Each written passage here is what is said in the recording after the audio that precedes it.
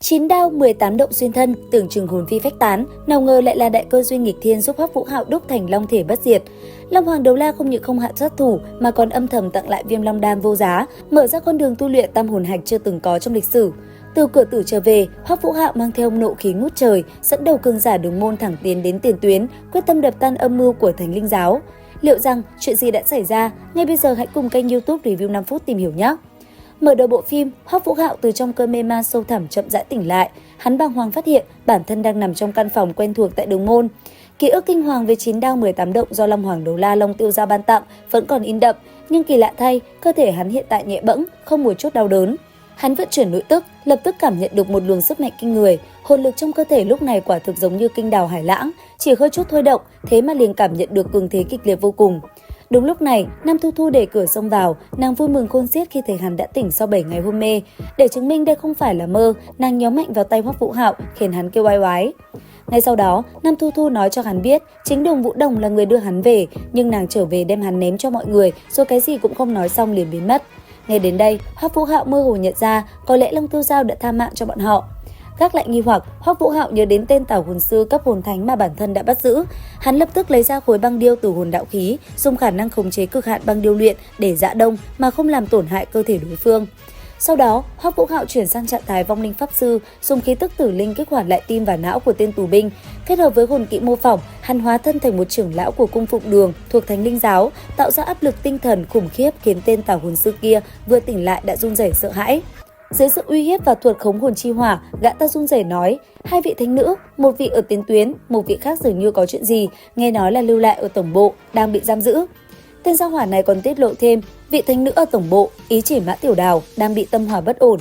Tuy nhiên, ngay khi Hoắc Vũ Hạo gặng hỏi vị trí tổng bộ, cấm chế nguyên rủa trong người tên tảo hồn sư bị kích hoạt, cơ thể hắn phình to với tốc độ kinh hoàng. Không tốt, Hoắc Vũ Hạo hét lớn, lập tức tung ra một chưởng cực hạn băng để phong tỏa vụ nổ, ném toàn bộ độc khí và lực công phá vào một quả cầu băng, rồi thu vào không gian chứa đồ. Hành động này đã cứu cả Đường Môn một bàn thua trông thấy.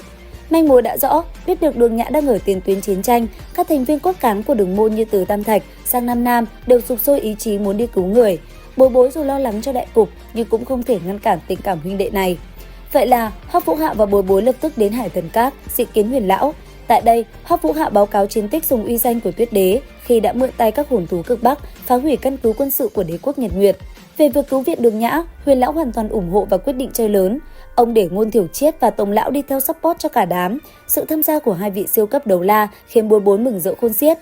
Sắp xếp mọi việc xong xuôi, Huyền Lão cũng thông báo cho mọi người rằng Đường Vũ Đồng đã xin phép bế quan tu luyện ngay sau khi trở về, nàng từ chối gặp mặt bất kỳ ai. Trở về phòng, Hoắc Vũ Hạo tiến vào Tinh Thần Hải gặp Tuyết Đế, thay vì giận dữ, Tuyết Đế lại bật cười trêu chọc hắn, gọi hắn là ba ba, khiến Hoắc Vũ Hạo nổi da gà. Nàng giải thích rằng Long Tiêu Giao chưa bao giờ có ý định hạ sát hắn. Thực chất, ông ấy đã ép Hoắc Vũ Hạo vào trạng thái thập tử nhất sinh để cơ thể hoàn toàn rộng tuếch, từ đó mới có thể hấp thụ được vật chí bảo là Long Đan.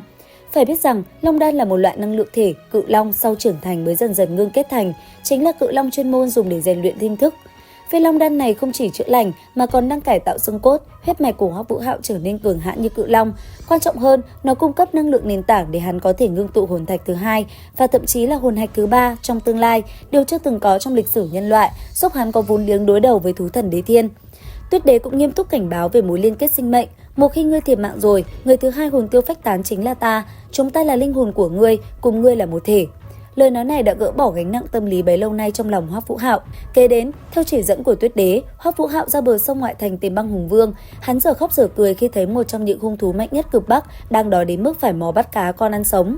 Sau khi được Hoắc Vũ Hạo cho ăn no nê thịt khô cá nướng, Tiểu Bạch mới lấy lại vẻ uy phong.